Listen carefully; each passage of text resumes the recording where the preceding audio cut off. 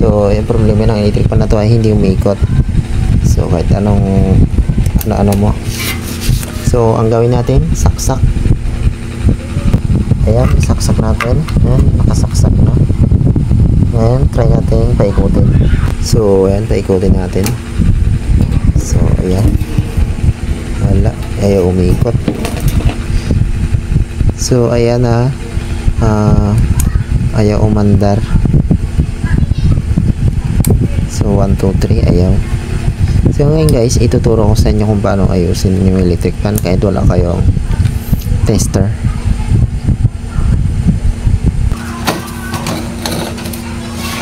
So ito, ayan, buksan natin.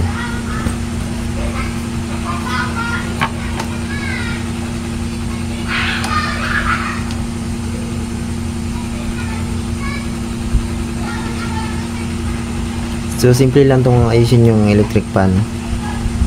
Wag lang yung rewind ang problema, yung mga naputol na mismo, yung putol talaga yung rewind. Kung wala kang bangina, hindi mo magagawa.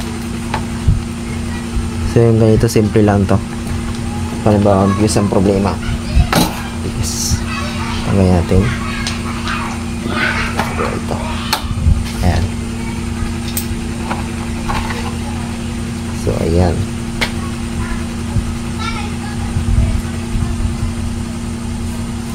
So na-repair na rin to kasi ito eh. Na-repair na.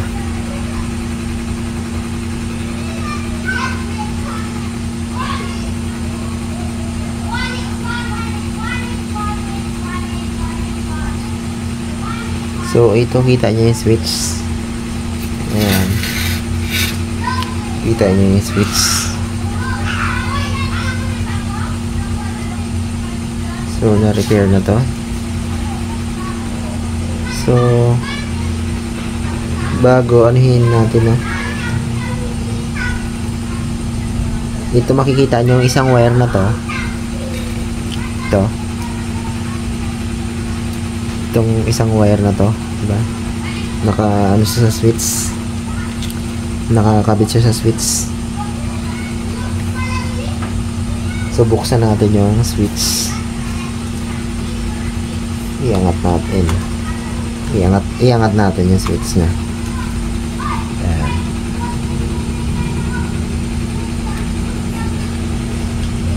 So busy ngayon guys, no? Bago lang makaka-upload ng bagong video.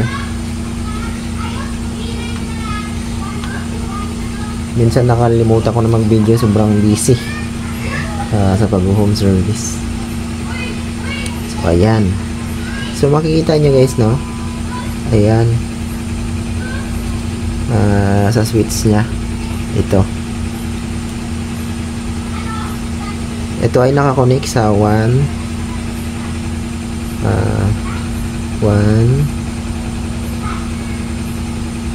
itong item ay pang number 2 to. 1, 2, itong item to, and then itong blue ay 3. Ayan.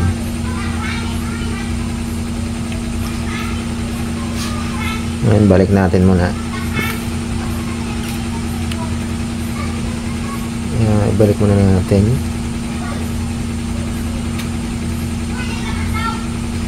So na-repair na to kasi.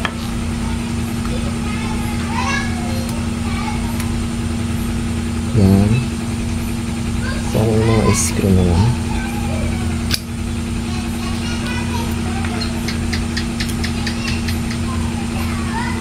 Balik ko muna, saglit lang. So ayan, pinakita ko lang sa inyo itong isang wire.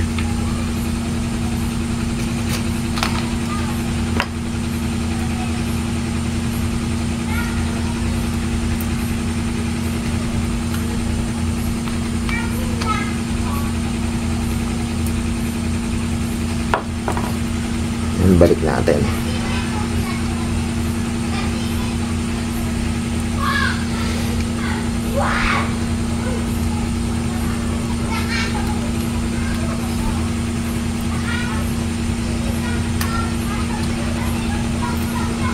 So ayan.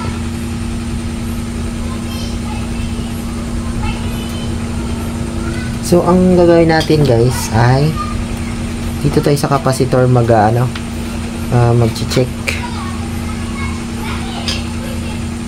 Ayan. Ating capacitor. Tanggalin muna natin.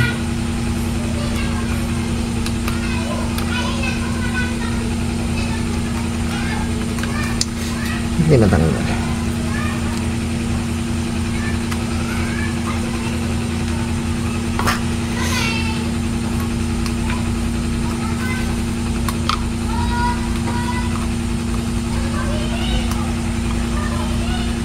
So bali na repair na kasi to, kaya madumi na tingnan.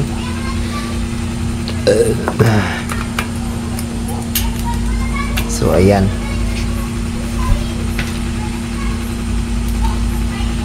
tanggal na.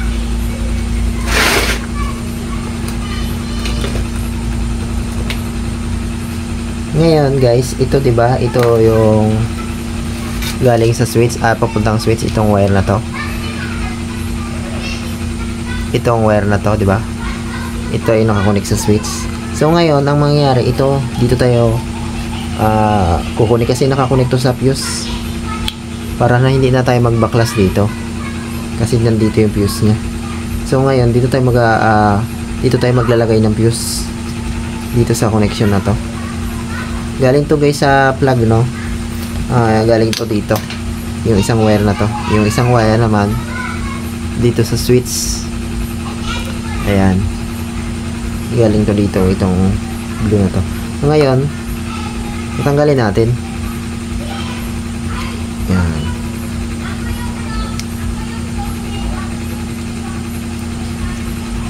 So, kahit wala kayong panghinang or wala kayong tester, magagawa nyo to. Wag lang yung rewind ang problema. Kasi pag rewind, yan ang hirap. Pag naputol, kasi pag naputol to, maliliit lang to yung rewind dito guys, no? Nandito yung mga fuse. So na-repair na rin kasi to. So dinala sa akin kanina bago. Ngayon, so ayan na po, tipan lang natin to yung isa. So ayan, so ito na kanina guys, no? Dito nakakonect to sa papuntang rewind. Yan, tinanggal ko. Ayan. Ngayon tatanggalin natin yan. Ngayon maghahanap tayo ng lalagyan natin ito. Since expected natin na fuse ang sira, yung biglang huminto lang na electric fan. Pero yung hindi to guys, no? Yung kailangan yung itong niya, kailangan malambot lang, no? Huwag nyo munang idudugtong yon hanggat matigas to. Kailangan langisan nyo muna kung medyo matigas. Expected lang natin na okay yung busing niya, no? So kukonek tayo either sa capacitor na to, no? Kukonek tayo dito, kundi dito. Ayan. So i-try natin.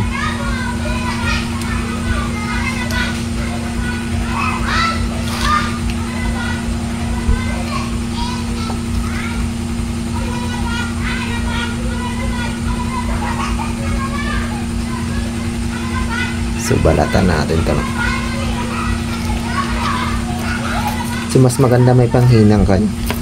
Hindi ba mag-repair kayo nito ng electric fan. So i-demo ko lang guys, no? Hindi ko hihinangin. Papakita ko lang sa inyo. Balatan natin. Medyo yung connection niya.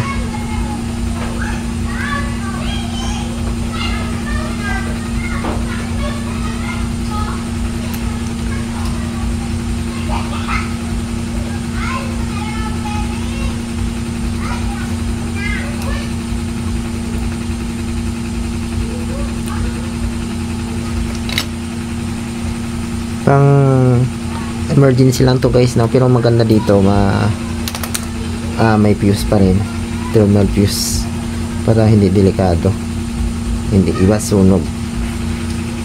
So i-try natin i-connect dito. So i-on na natin itong switch. Yan. bago connect natin dito sa ano ng capacitor. Connect natin dito sa ano ng capacitor. I-try natin lang. So expected na wala tayong panghinang. Ayan. Ganyan. So bago isaksak natin, na, so na-switch ko na yung ano, yung switch nya. Ngayon isaksak natin kung iikot.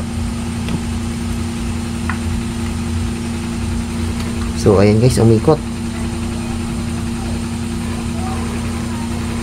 So ayan, umikot guys. Since umikot na guys, yung hangin niya ay palabas naman, papunta pa gano'n yung hangin, no? Palabas. Okay na yan.